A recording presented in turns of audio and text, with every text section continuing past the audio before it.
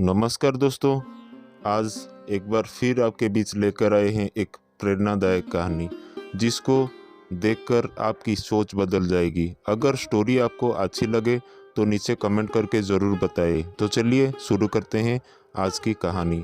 उस वक्त की बात है जब गौतम बुद्ध इस धरती पर अवतरित थे।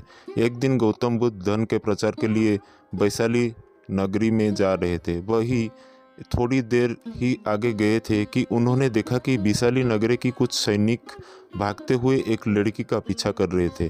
वो लड़की बहुत ही डरी हुई थी। वो एक कुएं के पास जाकर खड़ी हो गई और हाँफने लगी। उसे प्यास लगी थी तो उसे पानी पीना था। भगवान बुद्ध ये सब दिख रहे थे। फिर उन्होंने इस बालिका को अपने पास बुलाया और कहा कि तुम उस कुएं से पानी निकालो और स्वयं भी पियो और हमें भी पिलाओ। उतनी ही देर में वो सैनिक वहां पहुंच गए। भगवान बुद्ध ने अपने हाथ के संकेत से उस सैनिकों को रोकने के लिए कहा। फिर उस बालिका ने गौतम बुद्ध को कहा कि महाराज, मैं तो अछूत हूँ। मैं इस कुएं से पानी निकालूंगी तो जल दूषित हो जाएगा। मैं आपको कैसे पानी पिला सकता हूँ। भगवान बुद्ध ने उससे फिर से कहा, बेटी, मुझे बहुत जोर की प्यास लगी है, पहले तुम मुझे पानी पिलाओ। उसी वक्त वहां पर विशाली राजा पहुंच गए। उन्होंने बुद्ध को नमन किया और सोने के बर्तन में पानी देते हुए कहा, महाराज, ये लीजिए, केवड़े और गुलाब का सुगंधित पानी आपके लिए है। लेकिन बुद्ध ने उस पानी को लेने से इनकार कर दिया। राजा थोड़ी देर वहां रुक गए। बुद्ध ने फिर से उस बालिका से अपनी बात दोहराई।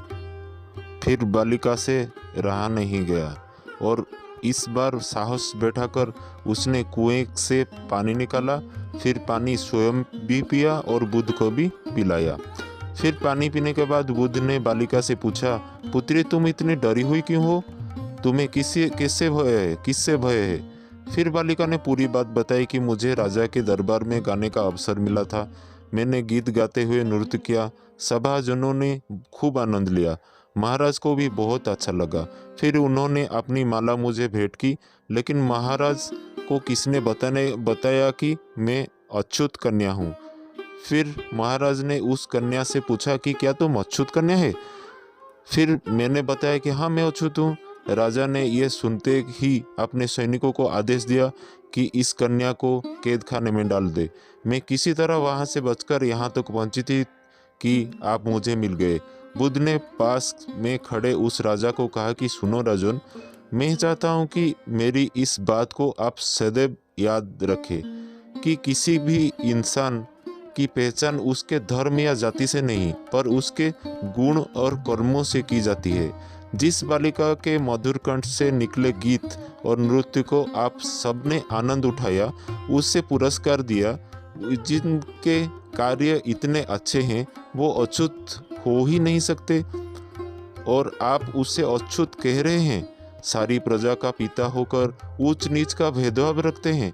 सुनो राजन, यहाँ पर नीच सोच और छोटे कार्य करके अछूत होने का परिचय तो आपने दिया है। इसलिए मेरी नज़रों में वह कन्या नहीं बल्कि आप अछूत है। विशाली नरेश को अपने इस कार्य से घृणा होने लगी और बहुत पछतावा हुआ। फिर वह बुद्ध के चरणों में गिर पड़े और क्षमा मांगने लगे और कहा कि आपकी इस बात को मैं सदैव याद रखूंगा। फिर वहां से चले गए।